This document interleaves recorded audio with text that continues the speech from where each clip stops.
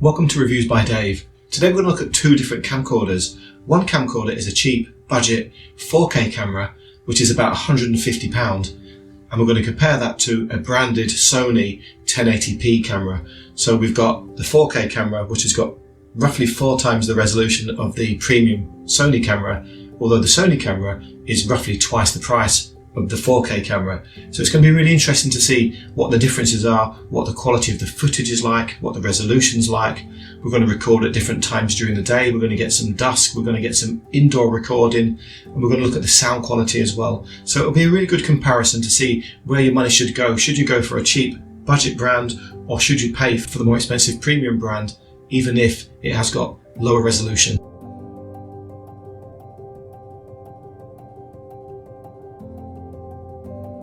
So we're going to unbox the Better Life high definition camcorder, 4K Ultra HD. Obviously the quality remains to be seen, but we'll see what we get in the box. So in the box we have an application. I suppose you can use this app to download the images onto your phone or use your phone as a controller. Nice instruction manual actually. This is actually quite hefty, and different languages, a lot of English in there, but I'm noticing it's got colour print as well. You've got proper colour printed instruction booklet. That's actually pretty good for a budget camcorder. That's impressive. Remote control, very similar to the Amazon remote control that you get with your Fire Stick. Quite a nice feel to it, proper buttons, so we'll see what that's like a bit later on. I'm assuming it takes a couple of batteries, and it's got a stereo microphone. Stereo microphone, and I've just pulled the, oh yeah, so you can see there you've got left and right, and it's got a cover that goes on it, so that's good. What does this do now? Oh, so it's powered up already. We've got some sort of switches here and different decibel levels. So it's got its own rechargeable battery. That's a nice little microphone, that, like that. Again, for a budget camcorder, you don't expect to get such a good microphone, so hopefully we'll see what the sound quality is like on that. Battery charger and charge lead, standard USB lead, just so you can charge things up. That will go into the battery charger.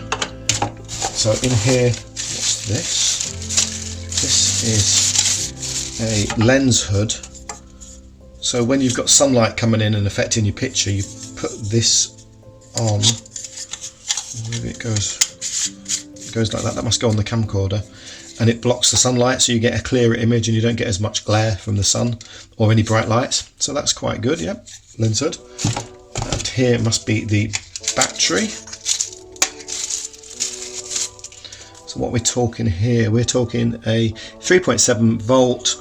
And 1500 milliamp battery, and I believe it comes with 2 batteries, so I'm hoping there's another battery in the camera itself, so that would obviously go into the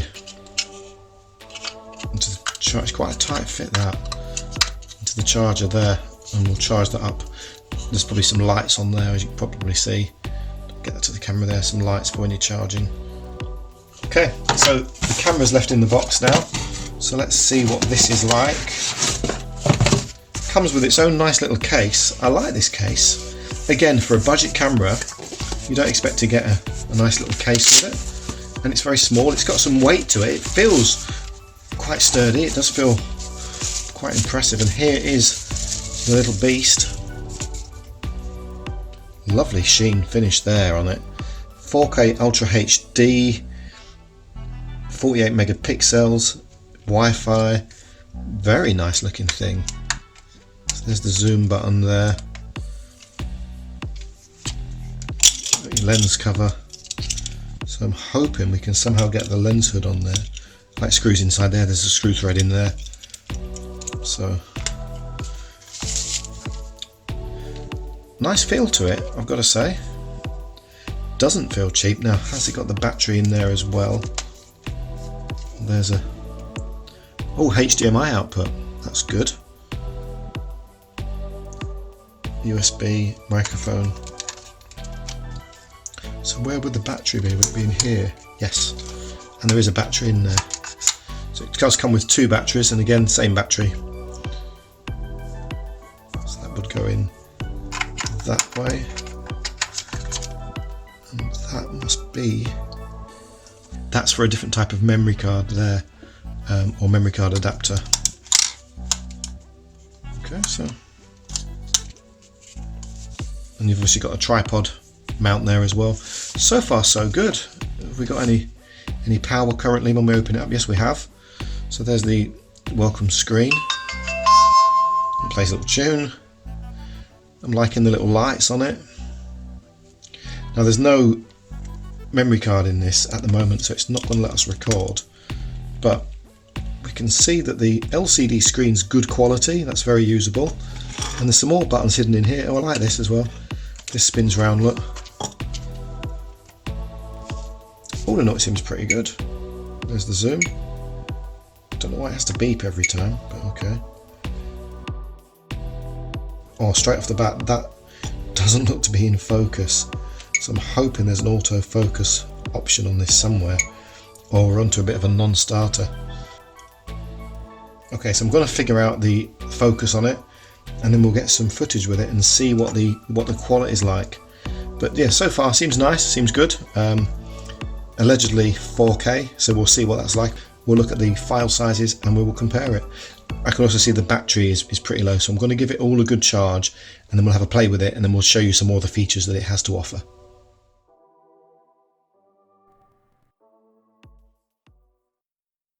Here's the camera we'll be comparing against. It's a Sony HDR-PJ410.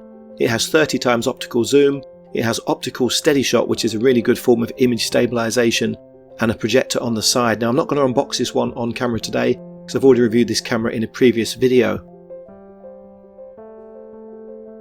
And here's the 4K camera. Now it's made by a company called Yinfun. It has an 18 times digital zoom. It does come with a remote control. It comes with 2 batteries, which is quite handy, although they don't last very long compared to the Sony one. It does have a lens hood as well, so it does come with quite a lot of accessories to get you going. However, it doesn't have any form of image stabilization, so I think that might be a problem, but we'll see when we get to the footage.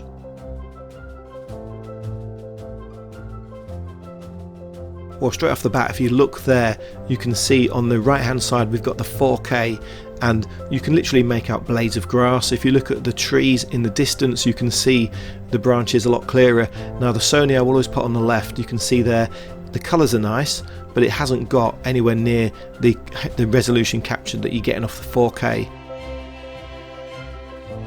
What we'll do now, we'll just pan across and we'll just see how smooth they pan. Not much in it there, to be fair, they're very, very similar. I'm going to aim up at the sun and I'm going to just hold it there for a second. I want to just look at any kind of lens flare, but very similar on that. Now one thing I will say, if you look at the trees on the bottom of the screen there, it's definitely clearer on the 4K. Now we'll roll again. There's a bit of a zoom test here, and the Sony zooms so quickly and easily and effortlessly, whereas the 4K one really takes a long time to zoom, and it really does struggle with that zoom. So it took ages for me to be able to pan it back round to the left there, and I've held it there again just so you can see the difference between the image quality of the 4K on the right compared to the 1080p on the left. Now there's not a massive difference, but you can definitely see a bit more clarity and a bit more detail on the 4K image. Now I'm going to run the footage. Now you will start to see some of the issues we have with the image stabilization, so I'm going to pan across now and we're going to walk down the side of the garden. Now on the left it's very, very smooth. The optical stabilizer working very well for the Sony. Now I believe it does that in software. Now on the right hand side it was very, very jagged and it was very much struggling. And if we pause it here again, the detail, you can definitely make out a bit more detail on the 4K. We're going to come back down now, and again image stabilization is definitely a difference there, definitely a problem for the 4K. And we're going to just turn around now and stop at the shed there. So onto the indoor footage now. This is indoor light. There's not a great deal of light in here. Again, the Sony on the left and the 4K on the right, and I think so far the 4K is winning. I'm going to hold it there for a second. Now if you look at the quality there, there's definitely quite a bit of blur on the left, and as we go a bit further in you'll see the 4K one does capture a bit more definition. but they're both working under low light, so it's difficult for the lens to capture a good image on this. Now I'm going to stop it here to look at this picture on the wall, because I think it demonstrates how the Sony does manage to capture slightly more colours and slightly more light. However, I think the resolution is quite telling. I think the 4K wins on the resolution front, but it's interesting because you've got a trade-off between resolution and colour. So we've got an outdoor test now. Again, it's kind of dusk time, so it's low light. Now this didn't do a lot for me. I couldn't really distinguish much between the two. I can definitely see the resolution's a bit sharper on the right, but I think the Sony maybe is getting a bit more image clarity on the left, but there's very little in it, so I'd give that one a draw. So we're back outside again at dusk, and I've just stopped it here so we can look at the plant in the distance there.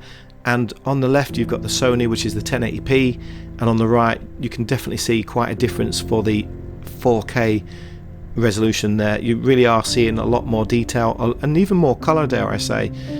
Now normally the Sony would tend to pop the colours and really give some extra detail there, but on this occasion it doesn't seem to be doing it, so we'll just run it a little bit further, and we've zoomed in a bit there on the Sony. Again, it's not helping with the clarity there. And back to the plant, I think it's probably safe to say that the 4K is definitely winning on this one.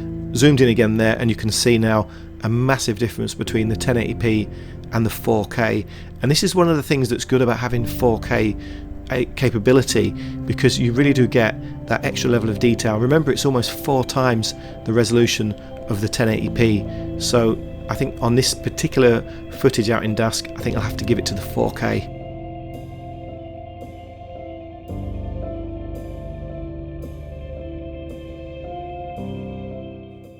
In part 2 we're going to check the sound quality of both cameras, and we're going to make sure they've both got stereo sound and compare the left and right sound channel. And finally what we'll do is we're going to do some detail work. We're going to zoom in on some small items and see which camera picks out the texture and the detail of the small objects.